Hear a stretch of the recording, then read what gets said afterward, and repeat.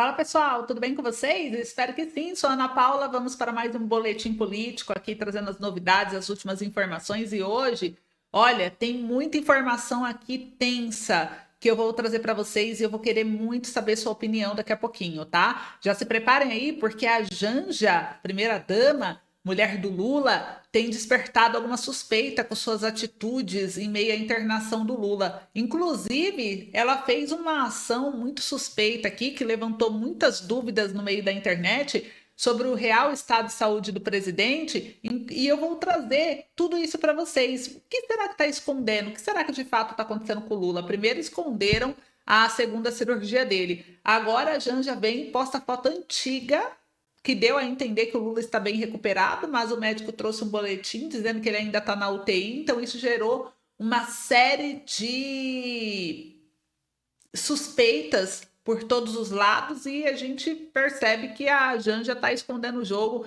e estamos aí dispostos a trazer tudo para vocês, tá? Também tem uma outra informação, diante de toda essa crise aí em relação à saúde do Lula, tem outras coisas graves acontecendo no Brasil, mostrando a total ruína do Partido dos Trabalhadores. E eu acredito que não deve durar por muito tempo esse governo, não, tá, gente? A pressão tá vindo de todos os lados e a queda é iminente. Eu vou mostrar para vocês os detalhes. Paralelamente, o STF ganhou um checkmate, hein? Por essa, eu acho que eles não esperavam, não. O STF se acha muito bambambam, né? Dono de toda razão. Mas, às vezes, essas atitudes que eles estão fazendo também pode gerar um resultado negativo que vai impactar não só eles, mas o Brasil inteiro. E eu vou trazer para vocês agora mais uma bomba que pode ser um divisor de águas de uma vez por todas em relação a essa arbitrariedade do STF. Então, se prepare que eu disse que está polêmico esse vídeo. Eu já vou começar mostrando para vocês sobre a ruína do governo, né? Por que eu acho que a queda do governo é iminente, que vai acontecer e que ele não dura até o final do ano que vem? Porque, gente, percebam o que está acontecendo. Os aliados de Lula estão começando a pular do barco. Primeiro vem o PSD, dizendo que vai se desvincular do governo e está cada vez exigindo mais coisas do governo para poder apoiar ainda o Lula. Eles mesmos reconheceram que o governo não está mais forte, então disseram que não faz muito sentido eles ficarem ali apoiando. Então, eles estão fazendo exigências cada vez mais difíceis, cada vez mais altas, e isso provavelmente vai enfraquecer o governo até quando ele vai conseguir sustentar o PSD. Por outro lado, agora, o que aconteceu? MDB se mostrou contra o governo. Inclusive, questionaram essa gastança da Janja e botar a boca no trambolho. Então, é outro partido que a gente já vê querendo se desvincular do governo. Um governo sem aliados é o quê? Nada. Ele não consegue governar. Além disso, né, a gente vê aqui esse estado de saúde duvidoso aí do Lula, que cada vez parece estar mais grave. A Janja esconde a real do estado de saúde dele. Por quê? O que será que está por trás disso tudo, né? Então a gente vê a saúde do Lula, que é totalmente questionável, e a seguir ainda, para piorar tudo para o partido, a gente vê aí a Selic e o dólar subindo. Inclusive, os bancos entraram com uma ação na STF para poder julgar como inconstitucional, né, a inconstitucionalidade do Conselho Nacional de Previdência querer se intrometer na parte técnica do cálculo de teto de juros do consignado, enfim. Eles querem fazer algumas mudanças e a gente vê que a Selic e o dólar não para de subir e uma disparada histórica. Então, tudo isso me faz acreditar em muito mais, né? Eu poderia citar aqui uma lista com muitas mais coisas que estão acontecendo que mostram que o governo está indo de mal a pior, mas só para vocês entenderem um pouquinho desses impactos mais recentes. E aqui eu vou compartilhar minha tela com vocês, olha só. O gasto da Janja, gente, tá surreal e isso está incomodando a própria base aliada do governo Lula e virou exemplo de reunião do MDB sobre o pacote fiscal. Saiu aqui no Globo, saiu em vários outros jornais, mas eu vou ler um trechinho só para vocês verem. Na reunião em que explicaram ontem para a bancada do MDB na Câmara sobre os projetos do pacote fiscal, Simone Tebet e Dário Durigan ouviram até reclamações sobre os gastos da Janja. Então, está incomodando todo mundo. Dividida, a bancada do MDB da Câmara demonstrou preocupação com o projeto. Lembrou que o partido foi o pai do teto de gastos de Michel Temer e também da reforma trabalhista, além de iniciar a discussão da reforma previdenciária. E o Alceu Moreira, que integra a Frente Parlamentar da Agropecuária, criticou a gastança do governo e afirmou que a festa com o dinheiro público tem que acabar. Abre aspas, olha o que ele disse, vou deixar aqui na tela para vocês lerem junto comigo, presta atenção. A bancada tem uma preocupação com a população. A Janja, por exemplo, não dá para ficar na rede social o tempo inteiro gastando milhões de reais e ninguém dizer nada sobre isso, como se fosse normal. Aí ele continua. A gastança das viagens, com 180 pessoas para baixo e para cima, milhões de reais do bolso de todos aí. Depois de botar um elenco de despesa absolutamente desnecessário por falta de gestão interna do governo, vocês vão entender que o número é assustador. Não há como dizer que o cara do BPC tem que ser conformado quando isso não se tem controle nenhum.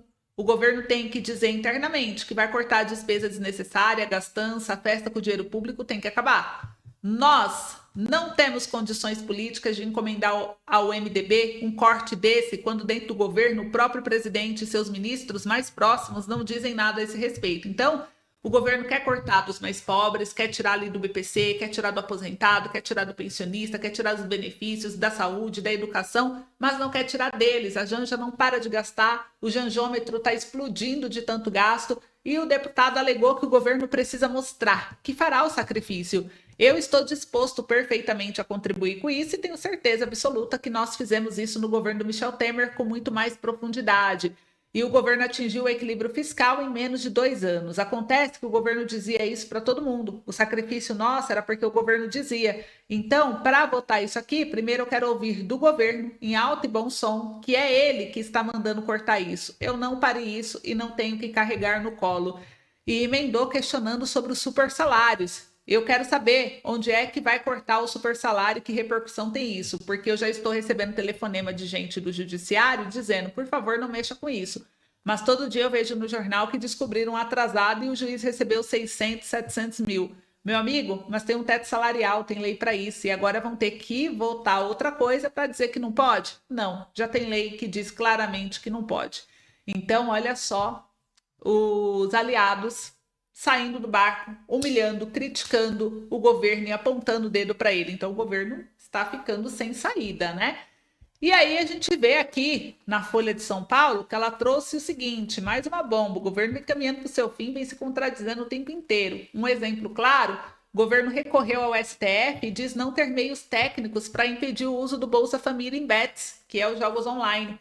Gente, após a decisão do Supremo, a AGU afirmou não ser possível controlar o uso do recurso já transferido ao beneficiário. A Advocacia Geral da União recorreu nesta quinta-feira do dia 12 de uma decisão do STF, que é o Supremo Tribunal Federal, que determinou ao governo do Luiz Inácio Lula da Silva a adoção de ferramentas para impedir que beneficiários do Bolsa Família e benefícios assistenciais usem recursos recebidos do programa para apostar nas chamadas bets. E no pedido, o órgão jurídico afirma que o executivo não tem meios técnicos para proibir esse tipo de gasto, já que não é possível distinguir o dinheiro do benefício de outras rendas recebidas pela família em uma determinada conta bancária. Além disso, as áreas técnicas ressaltaram que, uma vez repassado o benefício para a conta da família cadastrada, o dinheiro passa a ser do titular e o poder público perde qualquer influência sobre sua destinação. A petição foi apresentada em forma de embargo de declaração, instrumento usado para solicitar esclarecimentos a respeito de pontos de uma decisão judicial, e nela a AGU pede que o STF indique como o governo deve cumprir a determinação da Corte, dados os obstáculos elencados, e conceda um prazo razoável para a implementação dessas medidas. Então, vocês viram aqui, né, gente? O governo, a gente vê a dívida recorrente, a gente vê o dinheiro público, pessoas que pedem benefícios do governo, não é para jogar online. Essas pessoas têm que comprar comida, pagar conta, outras coisas. Lucro, para mim, parece meio óbvio. Talvez eu esteja enganada. Vocês podem comentar aí a opinião de vocês nos comentários. Mas eu acredito assim, é simples, gente. Não precisa complicar. O governo está complicando, mas não precisa complicar. Cruzou os dados, pegou o CPF de um beneficiário que recebe Bolsa Família, BPC, um benefício assistencial, onde ele não contribuiu nada para ter aquele benefício, mas ele está recebendo por ser considerado de baixa renda e dizer que está em vulnerabilidade. Se ele está jogando online, não interessa que o dinheiro foi usado do trabalho dele, foi usado do benefício assistencial. Ele está usando um dinheiro público né, um dinheiro assistencial, alegando para o governo que está em vulnerabilidade, mas está jogando. Então significa que ele não precisa, ele já tem renda. Se a renda está sobrando para jogar, ele não precisa do benefício assistencial. Para mim é muito óbvio isso, mas o governo não quer saber. E viu que mais da metade dos beneficiários jogam online. E a gente sabe que o Bolsa Família, ele é um programa eleitoreiro. Muita gente está ali sem necessidade de receber o Bolsa Família, e recebe porque é o público eleitoreiro ali do governo, e o governo não quer mexer nisso. Então, olha só, o governo, ao invés de trabalhar, né, em relação a isso, para combater fraudes no benefício, para realmente fazer o benefício ser usado como se deve, coloca empecilhos para não tem como eu fazer isso, porque ele pode estar jogando de outro dinheiro. Então, você tem outro dinheiro, não precisa do benefício assistencial, ele já tem outra renda. Não é fácil resolver isso, gente? Qual que é a dificuldade? Comentem aí, que eu quero saber a opinião de vocês. Enquanto isso, olha só, Janja repercutiu, hein? Repercutiu. Por isso que eu disse para vocês que está pegando fogo o vídeo hoje. Olha só, Janja posta foto antiga com Lula após a segunda cirurgia. Para quê? E ainda coloca na legenda: em breve estaremos em casa, dando a entender que tá tudo bem. Então, em publicação nas redes sociais, Janja afirmou que está sendo tranquilizada e informada sobre o estado de saúde do Lula, que está internado desde segunda-feira. E essa foto antiga repercutiu. Saiu aqui, gente, Estadão. Ele fez questão de colocar como título. Ela colocou foto antiga, ela pegou uma foto antiga do Lula. Por que não mostra a foto real dele? O que Janja está escondendo? Então, é considerado que Janja está enganando todo mundo, porque, primeiro, não avisou sobre a segunda cirurgia, e ela, como esposa do presidente da República, não é ela que deveria se posicionar também, gente? Aí agora, né, fica postando essas fotos, essas coisinhas, assim como se estivesse tudo bem. Só que, por outro lado, olha só, saiu aqui na UOL, né? O Lula, ele teve o dreno retirado da cabeça, mas segue na UTI. E quem disse isso? O próprio boletim médico de ontem à noite. Para vocês verem que então não é bem assim que está tudo bem, né? O Lula teve uma piora no seu estado de saúde, porque teve que fazer 2 cirurgias dentro da mesma semana. E ele teve o dreno retirado, ok, da cabeça, mas ele segue na UTI. E isso foi o boletim divulgado pelo Hospital Sírio-Libanês. Então vocês viram aí que aqui o jornal já traz uma coisa. Olha, ele ainda está na UTI, ele segue na UTI. Aí a gente já posta uma foto antiga com ele bem. Não, em breve estaremos em casa. Ok, mas vamos ser realistas, vamos ser transparentes, vamos mostrar a situação real do presidente. O que estão escondendo? O que vocês acham que eles estão escondendo, hein, gente? E para encerrar o boletim, gente, olha só, eu encerro aqui com mais uma notícia quente, mais uma notícia bomba, que dessa vez o STF ficou assim de queixo caído. Por quê? O STF veio com toda aquela arbitrariedade dele, falando que vai regulamentar as redes sociais. A gente sabe que é para limitar a liberdade de expressão, né? E aí, o que aconteceu? Ele está mexendo com os gigantes da tecnologia, né? A Meta, gente, a Meta é a empresa dona do Facebook, do Instagram, do WhatsApp. Não só ela, mas o Google, YouTube, entre outros sites, né?